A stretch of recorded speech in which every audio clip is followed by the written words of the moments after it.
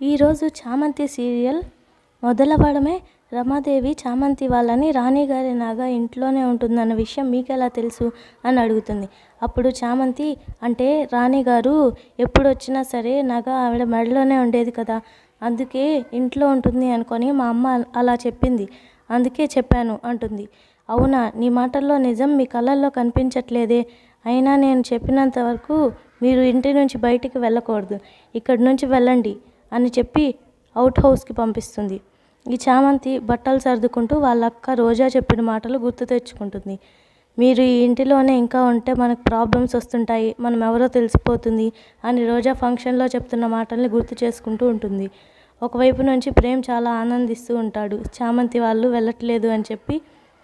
So Shyamala చామంతి వాళ్ళ రూమ్కి వెళ్ళి బట్టలన్నీ శ్యామల వెతుకుతూ ఉంటే నగ కనిపించదు. ఇందాక భ్రమర శ్యామల బట్టలు చెక్ చేస్తూ చీరల్ని విసురుతున్నప్పుడు ఆ నగ వెళ్ళి ఒక సోఫా కింద పడిపోతుంది, అందుకే ఎవరికి కనిపించదు. సో ఇప్పుడు శ్యామల ఆ నగ లేకపోయేసరికి కంగారు పడుతూ చామంతికి చెప్తుంది. అప్పుడు చామంతి కూడా తన దగ్గర ఉన్న బ్యాగ్లో బట్టలన్నీ కంగారుగా వెతుకుతున్నప్పుడు ప్రేమ్ అక్కడికి వచ్చి చాలా ఆనందంగా, అమ్మయ్య మీరు వెళ్ళట్లేదు, నాకు మీరు వెళ్ళొద్దు అని చెప్పాలని ఉన్నా మీరు అప్పుడు వినే సిచ్యువేషన్లో లేరు, కానీ నాకు ఒక్కటే ఆశ్చర్యంగా ఉంది, మిమ్మల్ని వెళ్ళొద్దు అని మా అమ్మ ఎందుకు అంది, ఏదైతేనే మొత్తానికి మీరు వెళ్ళట్లేదు కదా అని చెప్తూ ఉంటే చామంతి మాత్రం కంగారుగా బట్టలన్నీ వెతుకుతూ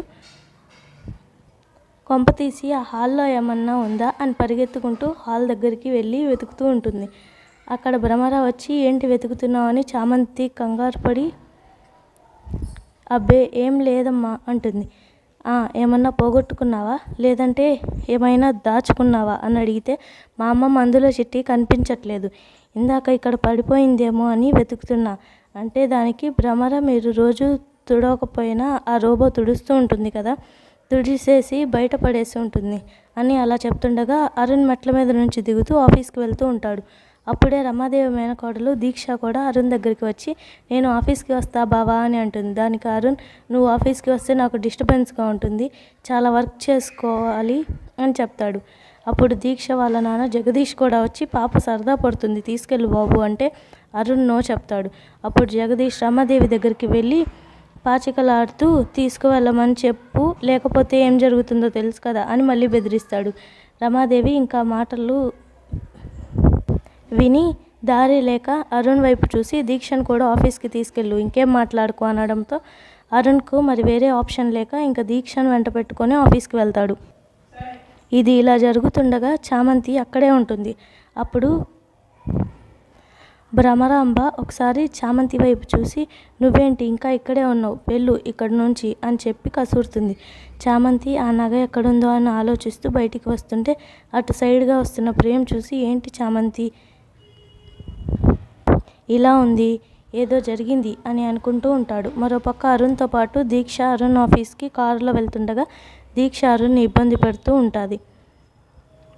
ఏదైనా మాట్లాడు అని అరుణ్కి ఆ రోజు ఆఫీస్లో ఏదో వర్క్ ఉండడంతో దాని గురించి ఆలోచిస్తూ ఉంటాడు.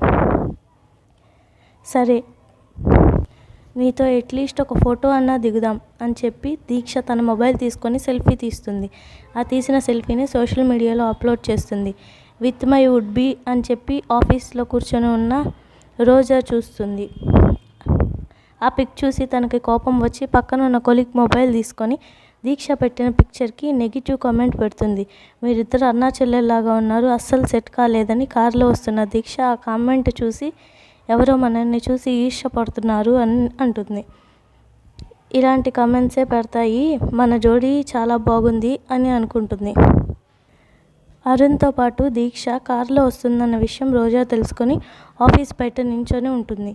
కార్ ఆఫీస్కి వచ్చి ఆగుతుంది. అరుణ్ దిగి రోజా దగ్గరికి వెళ్ళి ఏంటి బయట వెయిట్ చేస్తున్నావు అని అనగా సార్ మన కంపెనీ పేరుతో కలిపి ఒక సెల్ఫీ తీసుకొని ప్రొఫైల్ పిక్ కింద పెట్టుకుందాం అనుకున్నా, కానీ కంపెనీ చైర్మన్ మీరు ఉంటే ఇంకా బాగుంటుంది కదా అని చెప్పి అరుణ్తో పాటు రోజా సెల్ఫీ దిగుతుంది. రోజా సెల్ఫీ దిగిన తర్వాత దీక్ష ఎలా అప్లోడ్ చేసిందో అలాగే అప్లోడ్ చేస్తుంది. వెంటనే దీక్ష కూడా మొబైల్ చూసినప్పుడు రోజా అరుణ్తో దిగిన ఫోటో చూసి చాలా ఈర్ష్యతో చిరాకు పడి సెల్ బద్దలు కొడదాం అనుకుంటుంది, కానీ ఆగి వెళ్ళిపోతుంది. వెంటనే రోజా తన పక్కనున్న ఆవిడ మొబైల్ మళ్ళీ తీసుకొని తను అప్లోడ్ చేసిన పిక్కి పాజిటివ్ కమెంట్స్ పెడుతుంది. మీరిద్దరూ మేడ్ ఫర్ ఈచ్ అదర్లా ఉన్నారు అని. మళ్ళీ ఆ కమెంట్ని దీక్ష చూసి చాలా కోప్పడుతూ ఉంటుంది. ఆఫీస్లో ఇలా జరుగుతుండగా మరోపక్క ఇంట్లో చంద్రిక చామంతి మాల గుచ్చుతూ ఉంటే అటుగా వస్తున్న ప్రేమ్ ఆలోచించుకుంటూ, చామంతికి ఇంకా నా మీద కోపం పోలేదు అనుకుంటూ ఎదురుపడినా పలకరించట్లేదు, మాట్లాడదామని ట్రై చేసినా పట్టించుకోవట్లేదు అనుకుంటూ అటు వచ్చి చంద్రికను చూస్తూ ఉంటాడు. చంద్రిక చామంతి మాల గుచ్చుతూ ఉంటుంది.